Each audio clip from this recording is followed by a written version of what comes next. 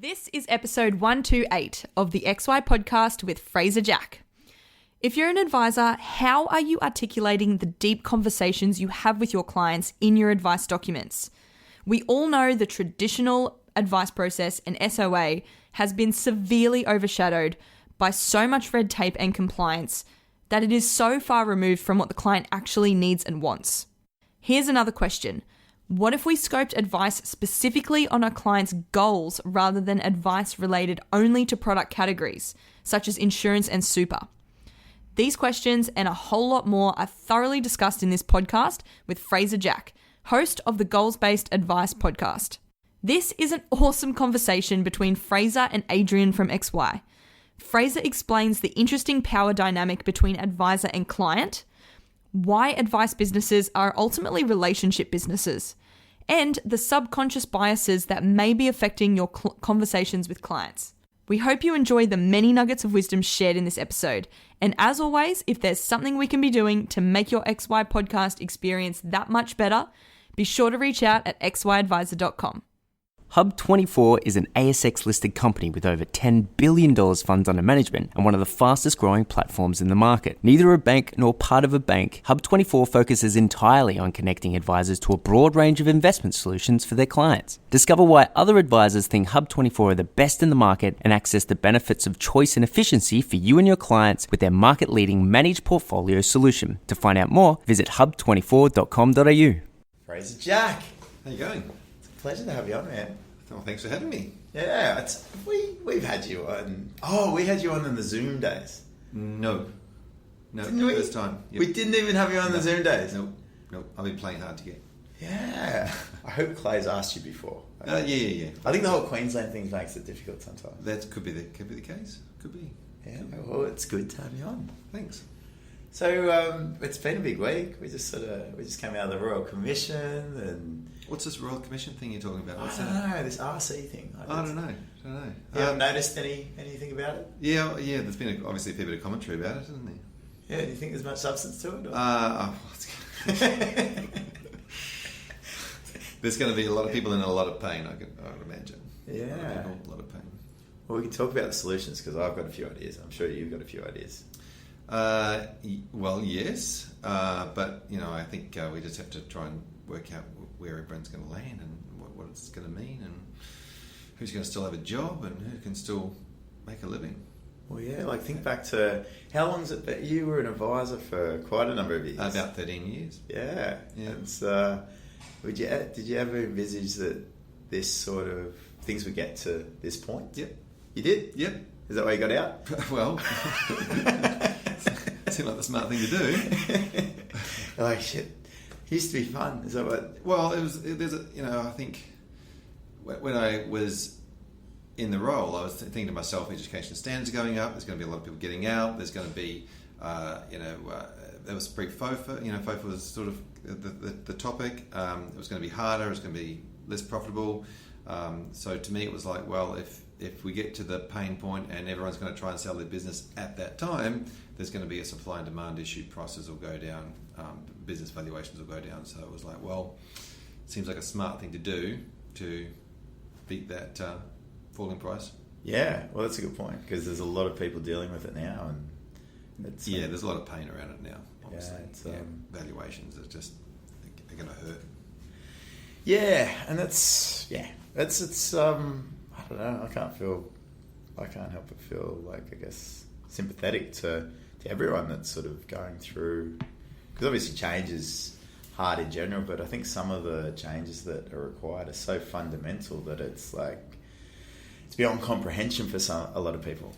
Yeah, there's always two sides to the story, obviously, and that's what Commissioner Hayne has brought out. He's really batting for the consumer side of the story, which is great. But yeah, to take a business and then turn it into that was worth something one day and make it worth zero, you're basically, the humans inside that business, they're going to suffer, aren't they? I think and the other element around it is the small business nature of this. It's you don't feel as sympathetic when it's like a listed company or like a big business. You're like, well, they've got the resources, they can deal with it. But the impact of the commission, a lot of people's perspective is that it's actually not impacting the larger corporations at all. That's some perspective, and there's still opportunity for things to play out that would impact them. But a known impact is that small businesses in financial services, whether it's advisor or mortgage broker, are going to have a tough time. Yeah, it's mum and dad businesses that are going to suffer. Absolutely, and the banks will can take a hit, but they can, it's just going to be a small deflection in many cases, and they'll keep on being banks. They've got jobs to do, and they've got share price to push up, and I guess everybody wins it because they've got bank shares in their super. But at the end of the day, I think there'll be a lot of small business that'll be punished. Yeah, it's sad. Well, I reckon we could dwell on that for ages, but let's not. It's not our style, Fraser. No, let's get a bit more positive. You've been running your podcast. What's it called? The goals based. You clearly don't listen to the Goals Based Advice podcast. I do. I listen of it. The Goals Based Advice podcast. Yeah, it's been really good actually. I started it up. I wanted to have a conversation about goals based advice.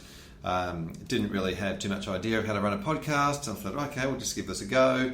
Dip your toe in the water. You just listen to those guys XY Advice and you go, shit, it can't be that hard if those guys are running like that. You've been around a while. You've met some really, really cool people, and you're like, okay, well, I'm interested in what they have to say, so surely somebody else might be interested in what they've got to say. So, we just kicked it off, started it, and started putting them out, and it grew, and it's interesting. You turn on the stats and you go, oh, some people listened or at least downloaded it. Yeah. And then the next thing that just grows and grows, and it turns into something that you're actually really motivated by. But the conversations themselves, I actually get a crap load out of the conversations I'm having, and therefore I feel that maybe other people do, and so it's I kind of, from a selfish point of view, really enjoy doing it for myself. Yeah, totally. And then it's always interesting, isn't it? Yeah, putting it out there.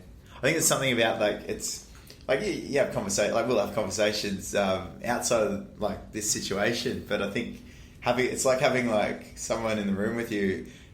Are you having a good conversation with Fraser? It's like, is there any value in this conversation? So it tends to, well, hopefully, not as much in my case, probably more in your case, eliminates a bit of the shit that you usually talk with people, and maybe tends to direct it to a lot more substance. Yeah, I think if we're having a chat over a drink, we'll probably tend to talk how good's the beer? Some good stuff, and then some crap. And then when we're having a chat on the podcast, you're directly targeting, you're actually digging deeper those secondary questions, which you sometimes don't do at the pub, but yeah, it's good. Yeah, so everyone out there, you may be witnessing the deepest conversation Fraser and I have ever had. It could be, yeah, it could be. So what, you've had some cool people on. Actually, no, before we go into that, you went out to, what's it called in the US? I've been to XY Planner Conference, and I've been to FinCon. FinCon. Yeah. So that was a few years ago. Would you say that this podcast is the result of what that set in motion? Yes, because I've met Pat Flynn at both FinCons I've been to, and then you follow them, and they're really good at sending out lots of emails, and eventually you start to engage. And yeah, absolutely, yeah, because you've been to a lot of stuff where people are presenting on podcasting, and they're saying, I do this thing, this is how I do it, and you go, oh, okay, that sounds pretty reasonable, and then they say, and this is how I structure the questions, and so you're just picking up these little bits along the way, and it's absolutely, it's a couple of years. Maybe I should subscribe to that email list. Yeah, but this is the thing, right? You go, oh yeah, I'd like to do that, and then eventually you get the courage up to actually do it and put it out there, and I guess every time you create something and you put it out into the world, you're a little bit nervous about it, and then it gets a good response, so you go, okay, it wasn't so bad, and yeah, totally, and move on. And of course, when you have to edit podcasts, then you have to listen to your own voice, and you go, oh my god, do I sound like that? And then you get over it after a while. Yeah, exactly. Like when we first started the XY Advisor podcast, it was I was shitting myself. I was like, I'm going to say something stupid, and then you do say something stupid, and you're like, someone said that was funny. I was like, okay, yeah. Turned out it was just you. It was just me. After all, that's how we behave. So no point not worrying about it. Yeah, I think it's interesting. I think a lot of people, you work out that people actually just like, as long as you're being real and like you are being yourself, people appreciate that. Yeah, I'd say that one thing that has taught me in the podcast, which is a decent skill to have when you're talking to clients, is to not be thinking about the next question. Mm. So sometimes you just that deep listening conversation, you go, oh yeah, and then you go, I like that, and then tell me more about that part. Like It's like a goosebump story, like choose your own adventure. Yeah, pretty much. Which sometimes means you don't know what the next question is, but yeah, it's a. Well, to let you in a little secret, most of the time I don't know what my next question. But actually, to the listeners out there, it's probably quite evident a lot of the time. So you ended up kicking it off, and what are some of the coolest things that have happened while you've been doing the podcast? I would say I really like Carl Richards was a big guest for me to get on, and then the interesting thing, what happens off the back of a lot of those conversations after you turn it off, as you go, well, do you know anyone else that would could come on the show? And so you get introductions to more people and more people. So I managed to get some really cool introductions to people that I didn't really know, and I've actually had people reach out to me and say, hey, I'm happy to chat about golf. I like talking. Yeah, exactly right. So it's been great. Some of the coolest moments is getting feedback. Like when people actually take the time to write to you on LinkedIn or on Messenger and say, hey, I really enjoy listening to your show. It's helping me do blah blah blah. I'm like, oh wow, like that's the goosebump moment, right? When you go, oh, that's just made my day. That's really cool. Yeah, it is. Keeps you motivated to keep going. Yeah, it's awesome. It's interesting when you're that sort of reflection as you're listening to yourself because you don't often get the opportunity to reflect on how you're behaving in as much as that. It's sort of it can be quite confronting. Especially when you've got Clayton there letting you know what his perspective was on it. He's usually quite free with that, but mind you, I give it back to him. The thing I like best about my podcast is that we don't have to listen to his bloody intro when I do the podcast. Right. Okay. Yeah. The g'day. Yeah. How you doing? Yeah. Something. Yeah. That you've forgotten about. That you forgot the words to. Yeah. It's got a really bad negative implant in my head. I'm like, he's doing it again. And now all your listeners are going through that. Yeah. So the podcast has been good, and what else have you been up to? Like, you've been doing a number of different things over the last few years. Yeah, absolutely. I mean, I obviously love the tech space. Anything in tech, reg tech, anything in. To me, it's all around how does the tech help the advisor and the consumer relationship. Right? It's like the whole idea of robo advice and all this sort of stuff around our advisors replaceable. To me, is all. Not necessarily what I'm focusing on. I really want to help the, as Peter calls it, the bionic advisor. Like the advisor that has tech backing them up, making them look good, making them efficient, making them be able to have quality conversations with their clients, which is to me what it's all about. Not having conversations with your clients that's just all those moments that are just inefficient. Like writing stuff down while the client's waiting for you to stop writing so they can, talk again. All these sorts of things that just slow the process down, and then going away and creating advice and coming back days or weeks later to deliver it, trying to like all that stuff that's just completely frustrating and annoying as an advisor. Absolutely. The process is... To be able to think about tech in a way that go, who's using what tech, where in the world, that you can then apply to what advisors are doing with their clients.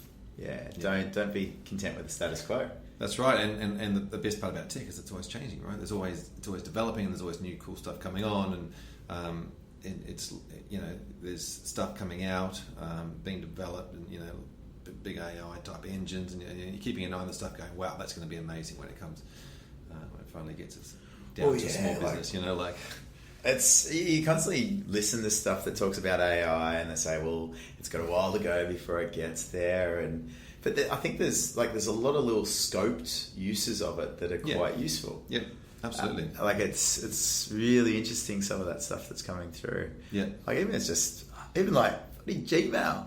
Like Gmail is like started predicting your words, and it's bloody good. Yeah. Like I reckon I tab half of the time. Like it gives me an example. Yeah. Like there's a huge uptick in productivity. You should just start tabbing on purpose and just see whatever. See what you actually. Maybe I should have a setting just like auto Gmail. Maybe you could run a whole podcast where it's just auto, and you just have a voiceover saying what you're thinking. Just try and get it to mimic your voice. Respond back and forth. Yeah. Well, it's all that sort of brings to mind all the conversational AI that's coming out in terms of like the chatbots and things like that. Have you sort of experienced some really cool ones or? Well, obviously the Gmail is pretty cool, and that's got but not so much that part of it, because I'm trying to avoid writing as much these days. Okay. And just spend more time having conversations and speaking and those sorts of things. So, but yeah, obviously the Gmail's the best one out there at the moment for that. Yeah, it's really cool. On the voice stuff, have you been? Obviously there's a few tools in terms of like Marco Polo. Have you seen that one? No, I haven't seen that one. So Marco Polo is like we call it like Snapchat for old people, and we use it for XY Advisor, where it's a video message on your phone, like it's just an app.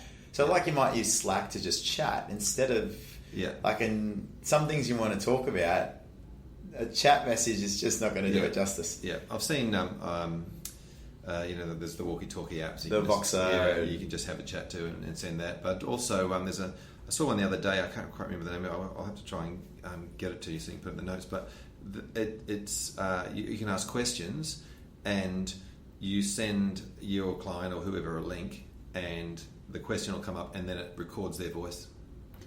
So they just go, you had a question, and you write the question, and then it records their voice and sends it back to you as an MP3. So Very then you cool. can save their voice messages rather than having to save notes. An email, that's great. And I like that. Obviously, voice files are pretty cool because it's got their, if you get really into was it that person that sent you that was.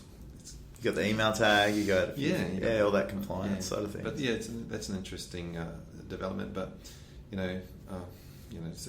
consumers now, our clients are used to using a lot of tech stuff. And they expect it. Yeah. So people that are still skeptical or worried about it, I think it's one of those things that if you're not being efficient and you're not using tech, then you're probably it's more of a ticket to the game. Well, you talk to a lot of advisors like around technology and what they're doing in the business. What do you see as some of the biggest impediments for adopting and changing? Is it? I actually think it's the amount. Like there's just so much to choose from. Yeah. And like most things from a behavioural point of view, if you get too many choices, it's just overwhelming, and you go, I don't know what to. So a lot of the time, it's just work out what you want to do, and then just give one a go, and don't try and compare 12, because at the end of the day, some will be better at one part and some will be better at the other. Yeah, it's true. It's interesting. I know Pete. You're talking about Peter before. Like she's definitely been out there, really, I guess, sharing some good ideas around how advisors can re-engineer their practices, and obviously that message is very relevant now. Yeah, absolutely. And the best part about it is the people that are out there sharing are all really excited about it. That's why we're sharing it, right? You're out there talking about it, like Peter's out there, and we're all just excited about this stuff that's coming and how it can work, and how it can help that conversation and that relationship. And at the end of the day, that's what's really about. Like the advisor-client relationship, and there's certain things that the tech can't do, like be empathetic in the conversation when it's needed, or be assertive in a conversation when it's needed, or whatever's needed at the time. And that's the sort of stuff that humans will always be involved in. But really, just the tech's got to be there to back up what the conversation is, right? And just in financial advice software, it's all about then obviously calculations that used to be done by somebody in the back room can be done on the front end with the client in front of them. So at real time, and with data feeds, you can get the client's data real time as well. So they're based on where they are now is up to date today. And then there's, when you're doing these calculations and strategies, you can do them with the client in the room rather than away at another time and coming back. So yeah, that whole live advice thing is really so really interesting. It's an interesting power dynamic, right, between consumer and their advisor. Mm-hmm. And if from the point of view of you've got a person that's there and they're seeking advice from a professional, right? So there's always going to be some sort of this seesaw of power and balance, right, in a room at any particular time. But if you've got the ability for the client to co-create the advice with the advisor, so a do-with scenario, that's the ultimate, right? Because you don't want to have somebody coming and telling you what to do. Because as soon as someone tells you what to do, you kind of lost the control of that conversation or that whatever that decision is, right? Yep. If you've got to make a decision and somebody's telling you what to do, then it's kind of like you don't have ownership of that decision. You haven't bought into because it wasn't your call necessarily. Yep. So the idea is that if you're having that conversation and the software to be able to say, here's all the information, and this comes back to the transparency thing, right? Here's all the information, here's how it works, it's going to put you in a better position. What do you think? What do you want to do? And the clients go, yes, I want that. And then all of a sudden it's become they've made the decision, and so they're taking the power, they're taking the responsibility for that decision, and the advisor's role is to bring them the strategy, let them decide whether they want it, and then implement it, right? And so once you're doing that, it's the consumer owns that decision and then owns the plan, owns the that's what it's about, not just that telling the people what to do. Well, you've been a part of a whole lot of user testing, not user testing, but focus groups and things like that. So this is a lot of what you're talking about comes from research. Is that something in terms of what you guys have checked out? And it pretty much comes from sitting with clients, spending many years talking to people about what they want to do. And there's some amazing advisors out there that I've learned some amazing stuff off over the years. And that's from the very first day you become an advisor, you're always learning off your peers. And, things like really getting to the bottom of what's making the client's decisions. And obviously Ray does a lot of stuff in the space, but, caught up with Eleanor Dartnell recently, and she's done a lot of work in surveying clients about what they require and need, and a lot of this, and she's got some great questions as well, and a lot of it's around questions, right? What are the questions, the power questions, if you want, that are going to get the client to really open up, and Eleanor's ones are around where did the money come from, treating the money with respect, how did you get that money, what sacrifices did you go through to get that money, understanding. That's interesting. And then once she goes deep like that into the actual money, it's not just I've got blah money to invest, great, let's do a little risk profile and see if you're conservative or balanced, or right, because if you actually start thinking about the behaviours that took place to get that money, and the sacrifices that were made and the things, and then people start going, this advisor really respects my money and is going to treat that money as if it was me. Yeah, that deep, that depth. Yeah, and so once you start going there, and then you can start looking at someone's goals, because I'm a big goals-based advice advocate. Then why is those goals can be modelled and have different risk profiles, goal profiles.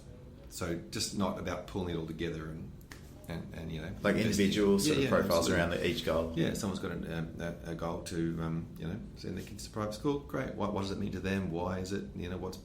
Why specifically do they want to do that? What's the and then you can turn around and say, well, that is so important that we can't risk that money because it's linked to that goal. Yeah. Yet over here they've got an aspirational goal to do something crazy, and you can go, well, let's be a bit more aggressive with that. It's a longer term goal, and it's out there. So yeah, so Eleanor was one, and what was the other person you just mentioned? It was Ray. Oh, Ray with the psychology. Yeah. Now that, I've always found what they do at Trace really interesting, because Ray went and did a psychology degree. Yeah. And he graduated yeah. this year, I think it was. Yeah, he just graduated. Yeah. And like really interesting journey, and like he's so like he believes in it so strongly that all advisors should actually go down that path. Yeah. Well, I've just had Dr. Catherine Hunt on, who does the masters at Griffith University, and she started out with psychology, and then went into financial advice, and then did a doctorate, and etc. etc. So the same thing, and she's big on that as well, around the whole what is it that what are the habits that because people can say something, however, what is their behaviour? And then when you start thinking about their behaviour and what's internal representations inside a client's mind and how they behave, how they act, is actually more true to than what they're actually saying. Yeah. Well, like a lot of advisors, I think it's almost like it may actually understanding some of this may not actually change how they do things. They'll just understand what's going on a bit better in terms of what's happening with the client. And a lot of advisors, I think, do it intuitively. But I think that probably the difference is the consciousness and how that can then translate into like data capture of going, okay, well, actually, like the depth of those Eleanor questions. You might have that conversation, but it doesn't make it into the advice flow. That's another good point. Because a lot of advisors actually have deep conversations. Yeah. Like they all have great questions. Yeah. But like, how does that? I think sometimes a lot of it may get caught up in notes, and then like if you've got a team on the back end, the notes may not translate the depth of what was going on. And that's always been one of the massive problems we've had, right? Because as soon as you create a process that takes that a single person takes more and more of their time, and so they outsource and they use other people and they get a bigger team. As soon as you do that, you lose packets of data along the information stream, right? It's like Chinese whispers. Exactly right. So we know as a childhood game that doesn't work. Yet we set up businesses that rely on that working, and wonder why it doesn't work. So it puts another perspective on the whole outsourcing versus get more staff versus. I'm not hassling outsourcing. I'm not hassling having big teams. I'm just saying that. But it's a flip side of that. Yeah. If you think about what you're trying to achieve, and then you go, well, what is the problem in the process? Well, it's generally a communication problem.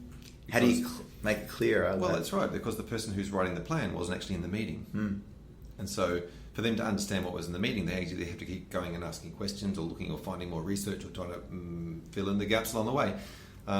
And the other thing that comes into play here is, and Ray brought this up, was we all have biases, or we all have opinions and biases. And the advisor in conversation with the client has opinions and biases.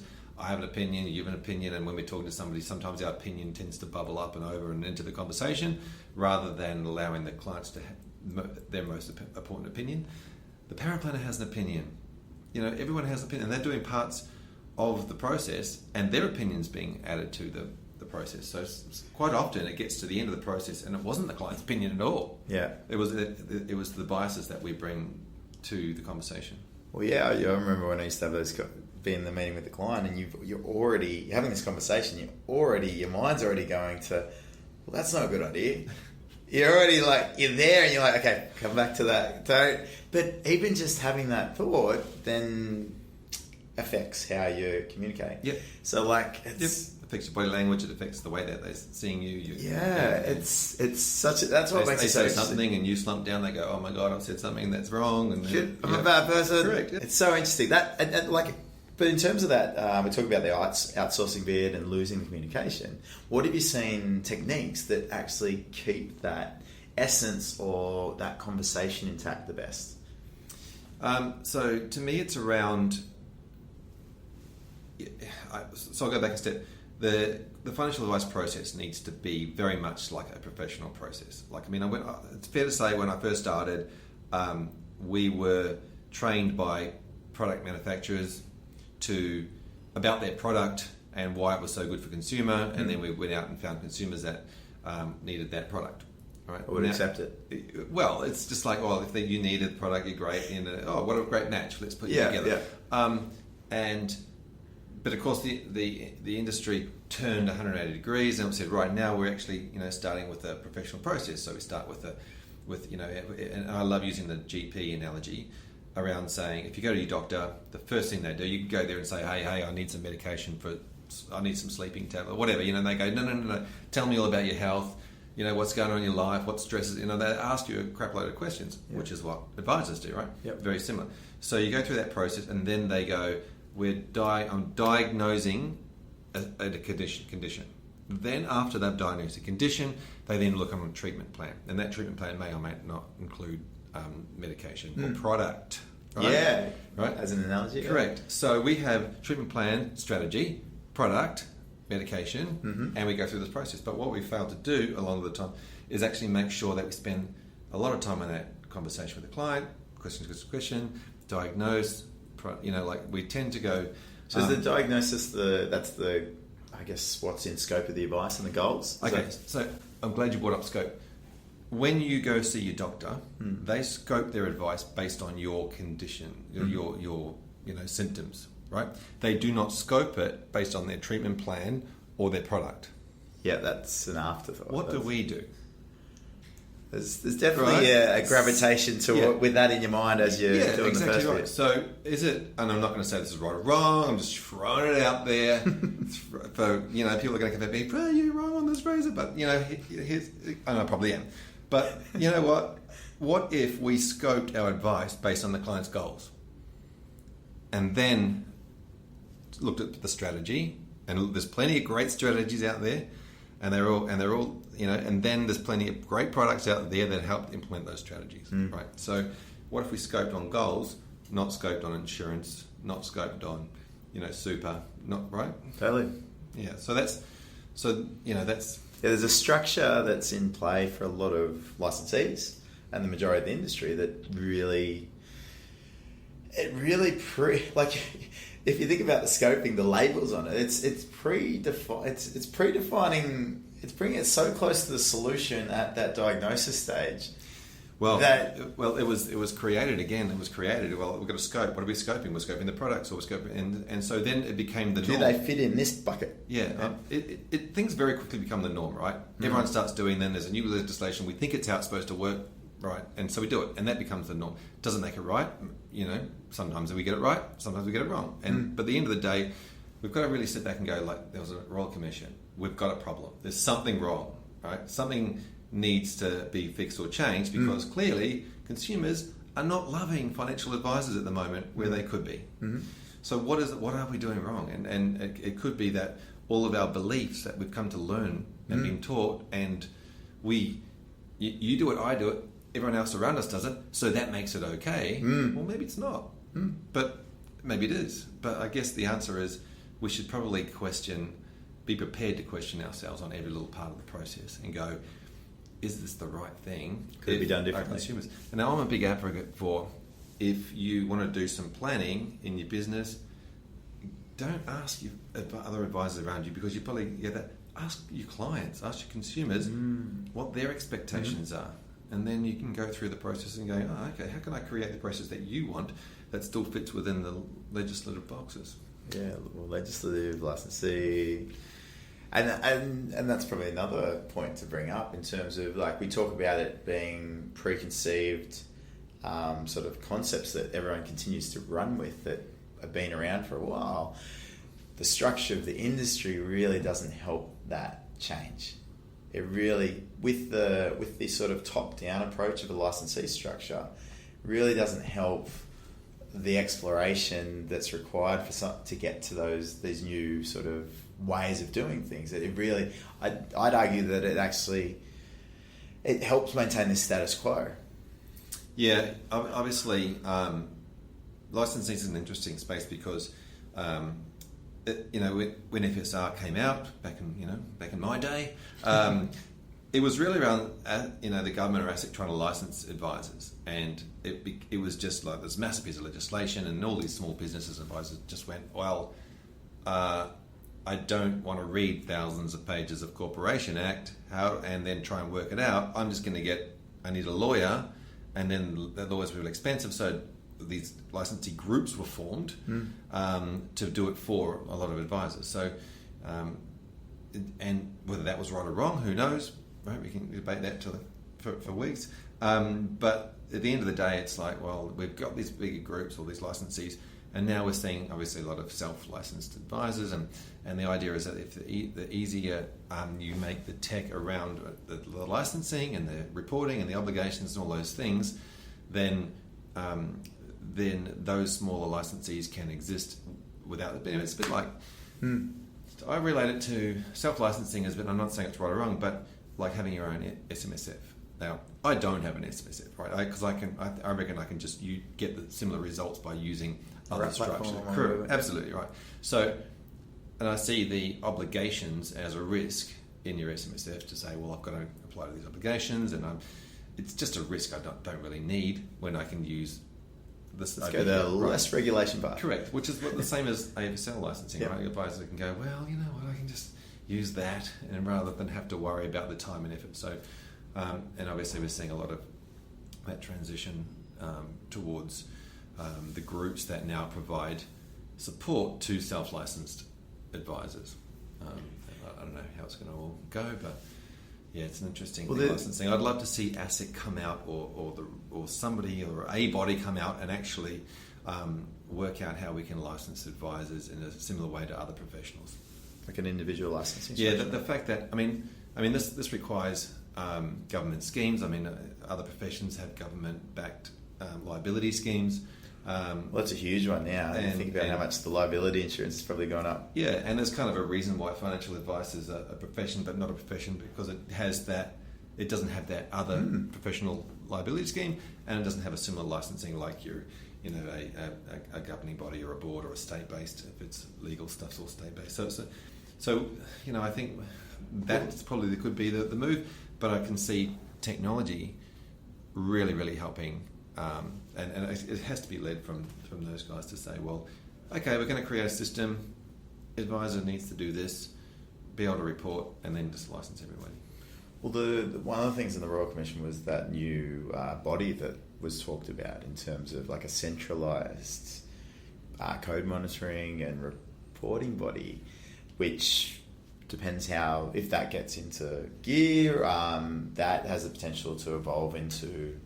Maybe that does run the liability framework that no one needs professional indemnity anymore. It's a central scheme.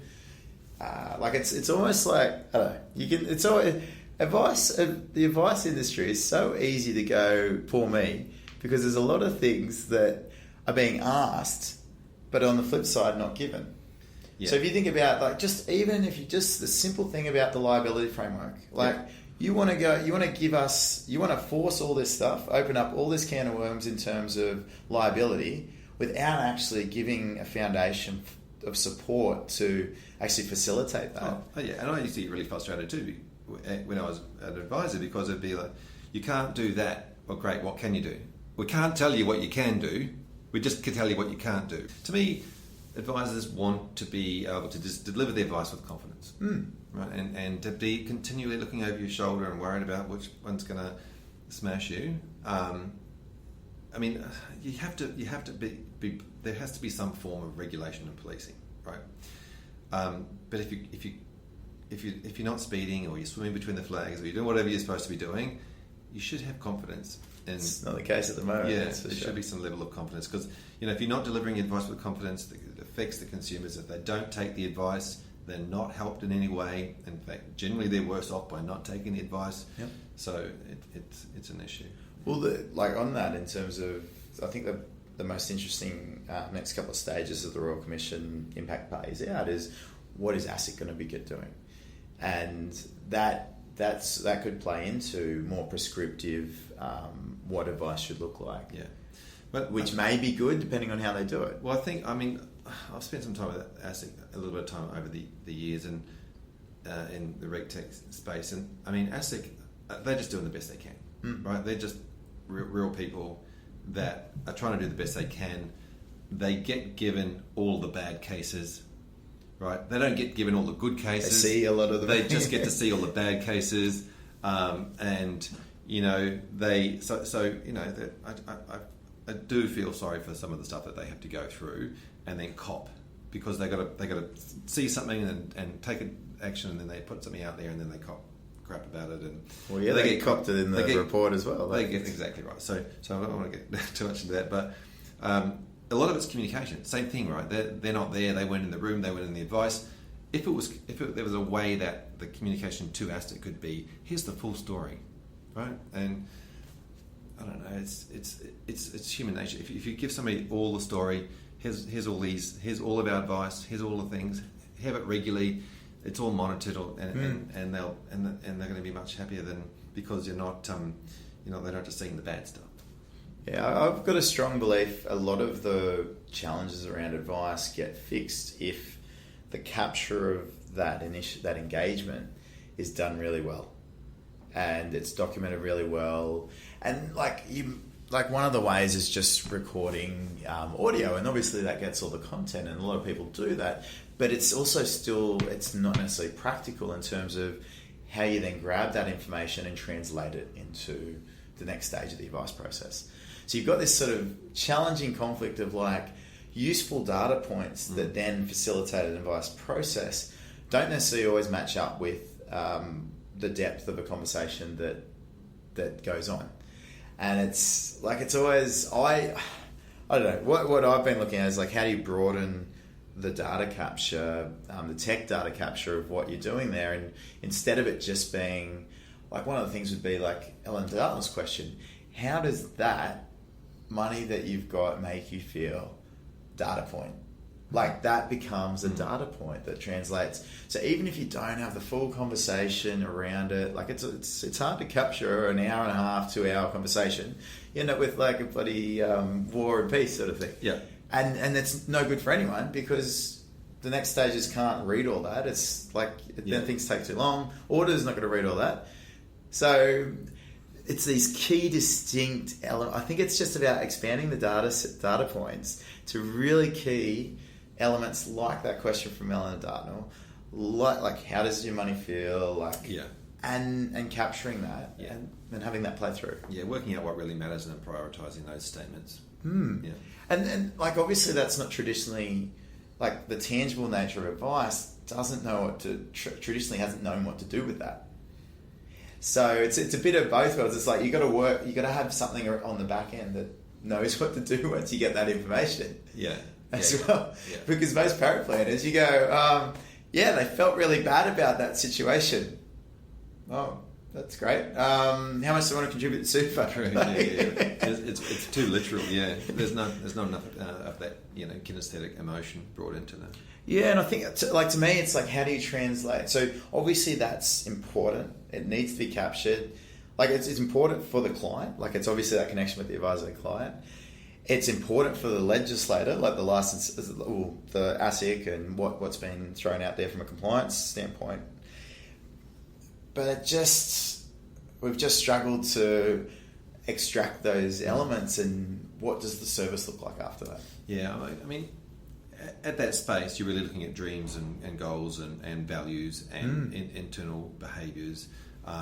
Internal representations as the way that somebody thinks and learns and remembers, because it's not about it's not just about what you tell them, it's what they remember and they can take away and have that conversation at a barbecue, and then also being able to have a conversation with them in the way that they will take on what you're saying, and so if somebody's very visual, using visual cues, and then how does that look like? What does that look like to you, and all those sorts of things. And if someone's kinesthetic, you're talking about how they feel about this and how they feel about that and how this makes them feel, to be able to get the real answers so that they can actually understand what you're saying, and then they can relate back to you and have a conversation. So there's some skills advisors can do in that space and understanding those types of things, and so there's a few different skills that we don't teach advisors that they can get, and you kind of learn it over time, and then a lot of advisors do a lot of stuff around improving themselves and improving the way that they can do, and going out and seeking these things from external, but it's not a part of the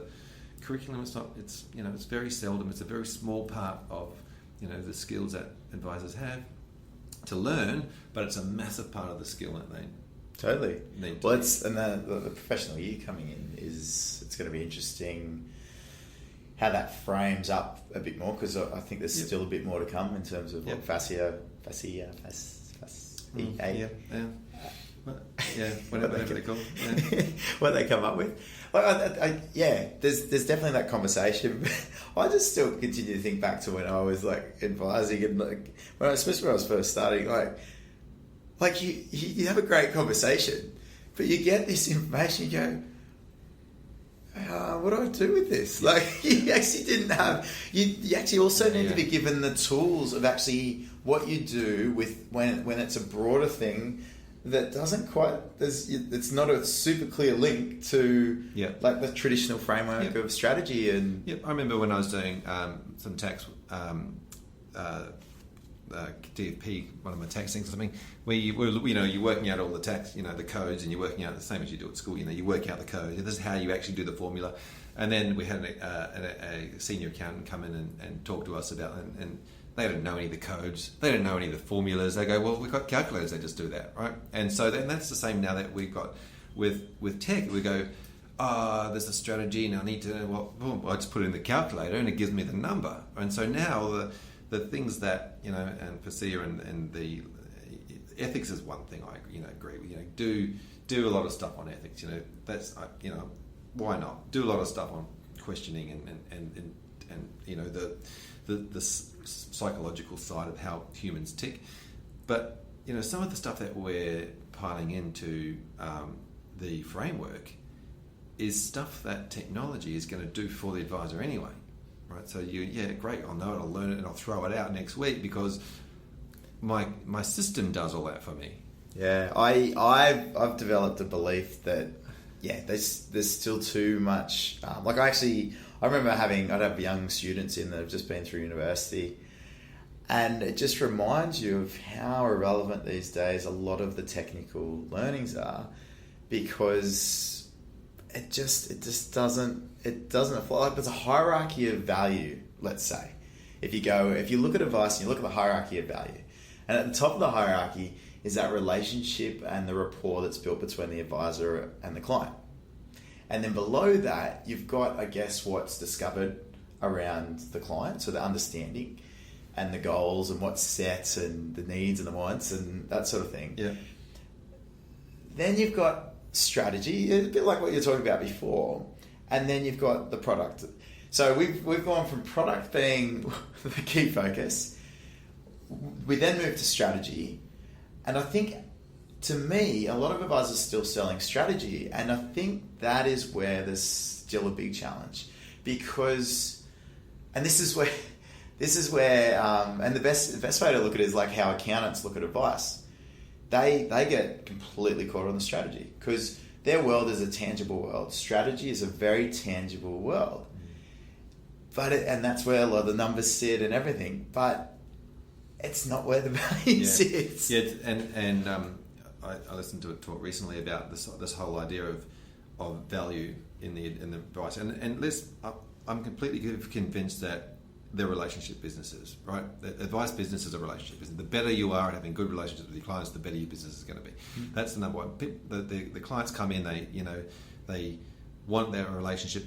They'll walk away with a strategy, but that's not the part that they really value, right?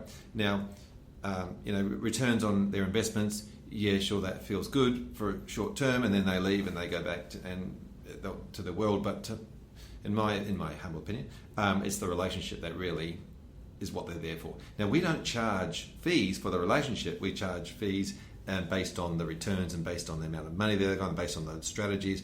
And so we've got this business model that's sort of charging fees for the least important thing in the client's mind than what we're doing. So there's a massive conversation that we can have over the next year about what is it that clients actually value, and not many people ask them. So that's the first problem we've got. Yeah. But when you do ask them, generally they're saying it's the relationship, it's the person being there, it's the fact that they understand my money came from this and that.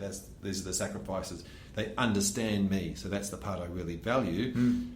It's not whether you got 7% this year or 8% and you beat the benchmark by 1% or you didn't. No, that's not the part that they really give a crap about. I mean, sure, that's important to them at the time, but the long-term part of it is that relationship. And I think we need to try and have a conversation at some point about How do we value that relationship? And this is the problem. Like, we go to a Royal Commission and we just focus on the part that the clients don't care as much about. Sure, I don't want to get ripped off. No one does.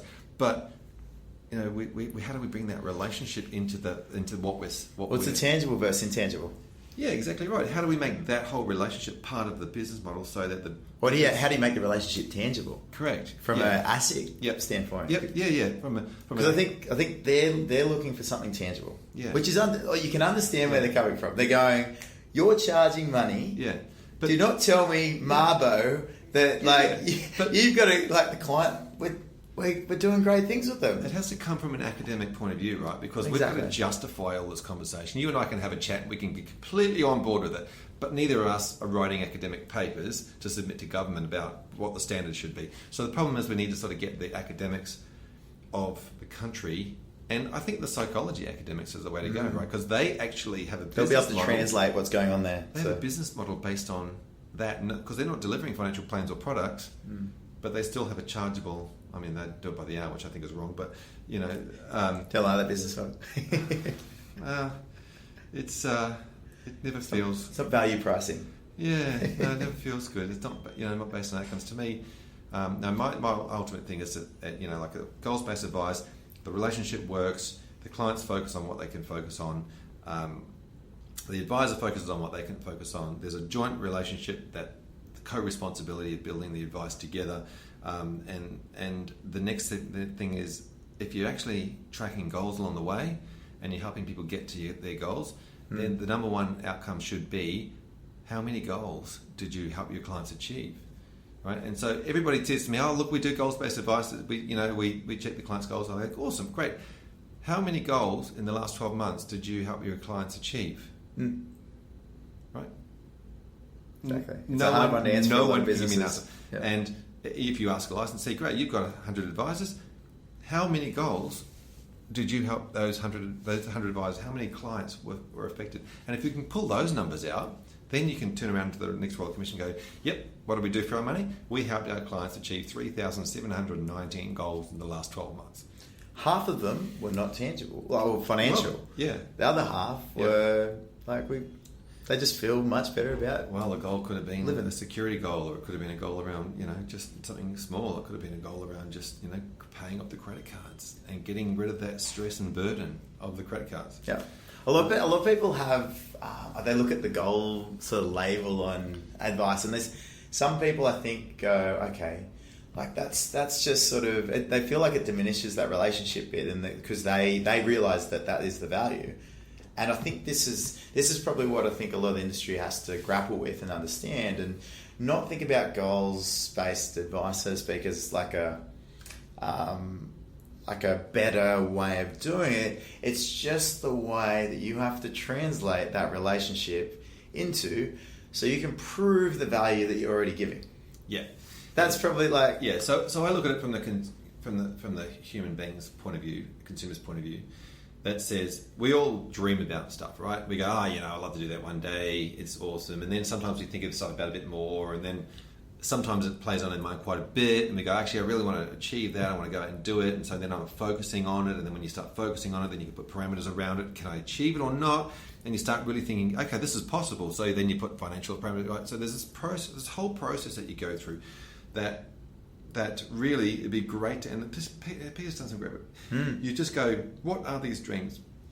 Let's take those 58 dreams you've got and let's just keep them going, right? And then one day we're going to be in a position where we can pull one of those dreams down, put the parameters around it, start tracking it, and make it happen in the time frame that we want to get. If we don't focus on it, we're not going to get it, right? And that's the process that makes the consumer feel the progress, right? The progress starts from a light bulb moment or a dream, or seeing somebody else do something that they'd quite like to do, and they go, that looks pretty cool. That that trip, climbing Mount Everest, that looked pretty cool. Let's do that one day. Whatever it might be, and then those aspirations or the bucket list or whatever you can call it, heaps of stuff. Consumers get it, right? And then you just go through and start putting parameters around it. But the best thing to do is to actually have a safe space where you can talk about that, and you go, great, that's awesome. We'll let's write it down. Can't throw it in there now because we've got other stuff to do this year, but let's keep it going, right? Keep fueling it. And then And then once you hit some of those smaller, they don't have to be big. They can be small things, right? And you go, well, you know what? You can actually do that one this year. Do you want to do that this year? And then you pull that in and you get that and you tick it off. Now, once you start ticking that off, and you've got a system that obviously that can tick it off, then all those become reality, right? So then what happens? You've got a system in place that goes, great, Paddy, you achieved the goal. The thing, we've got it ticked. What are you going to do? You're going to share it with everybody, right? And tell everybody you achieved a goal. And then you're going to probably tell everybody about who helped you get the goal and who held you accountable. And all that stuff, and sure, there's some strategy comes in play, sure, some product comes in play, but the strategy and the product are not the big part. The fact, the big part is not what they're talking about. Is exactly right. And I guess if you go back to the medical thing, right? You're talking about, the doctor helping you do whatever you need to do. The product was part of it. The strategy was, the treatment plan was part of it. It was just all part of a big thing. And if we focus too much on the product, and I mean, to be fair, that's where all the talk has been in the past. Doesn't make it right, And I think for me, that front end is a massive piece that needs to be brought. The conversation needs to be brought up. Yeah, it's a very exciting space. And on that note, advice intelligence. Yes, it's where you spend a lot of your time these days. Yes. For the guys that haven't heard about it, what do you guys like? There's tech out there. What are you guys doing differently? Yeah, it's a huge, massive piece of work, and it's been going on for almost 3 years now. So it's been a lot of work, and a lot of people have been working on in the background. It really does bring that whole goals-based conversation to the forefront, and the advisor having that conversation with the client, having an easy process around gathering data and fact-finding and being able to upload information. Having a client portal where it's live, up-to-date financial plan, a bit like obviously the portal that you're used to with whether it be banking or whatever consumers are very much used to this way of thinking now. Having an app with your details on it, then having that conversation to be able to say, well, here's where you are right now. We know that's where you are right now because you've got all your data up to date in there, and if you want to achieve those goals, then some of them might not be achievable. So we need to work out whether you need to change the parameters around that goal, put it up, put it down, and then if that's the goal, what are some of the strategies that can get you to the goal, and what will then be needed off the back of that with implementation. But really being able to say, okay, well, that's what you want. If that's what you want to do, let's lock that in, and that becomes the plan. And one of the biggest parts that I like about it off the end, that is the fact that once you've done that through a platform and a system that talks to each other all the way through, is the documentation, the statement of advice doesn't have to go off to a third person to be created. It's just instant. It flows through. There. Yep. And so that can go to the client portal, and you do two-factor authentication, and they can continue. So that the conversation remains with the client, like the advisor client. It's all about the advice-client relationship. So, it's not about preparing a paraplanning software. It's about preparing a software for advisors to have a real conversation with their clients and co-creating that advice in that space. And so it's obviously we're the people that are there all pretty passionate about it, and so we've been going crazy trying to make this ultimate world. And it was really a scenario of, like, just because we have an advice process in place that we have always done doesn't make it right, especially when it's not engaging for the consumer. Right? Yeah. So, we're trying to make, bring this whole client engagement thing to the piece, and clients are engaged. They're engaged with something because they're humans, right? There's something they like. They're just not necessarily engaged with what we're giving them or what the process is. And there's a lot of talk around about disengaged members, right? They're not disengaged. They're just not engaged with us. Well, they're not picking up what you're putting down. They're engaged with something. You just haven't talked to them about the right thing. They have real emotions, right? They like some stuff, but it's just not us. So, so yeah, big piece of work going on at Advice Intelligence, and obviously, we're doing some demos at the moment, so people can jump on the website and jump on a webinar. So .com.au? No, .com. AdviceIntelligence.com. Okay, yeah.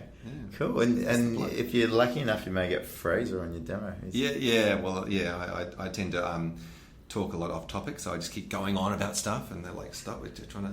What does this button do, Fraser? No, don't press the red button. Yeah, Yeah, it's all good. So it's been busy, and there's a lot of stuff happening this year.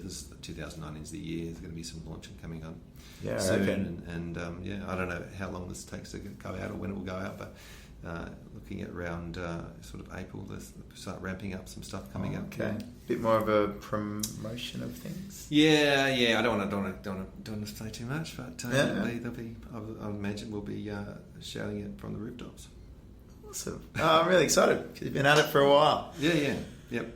So, Fraser, thank you for coming on. Thanks for having me. It's been fun. It has. I'd argue I did say it could be our deepest conversation. It may well be. We'll have to keep trying harder, won't we? Yeah, maybe another podcast or something. Yeah. Sounds good. Cheers, Fraser. Cheers.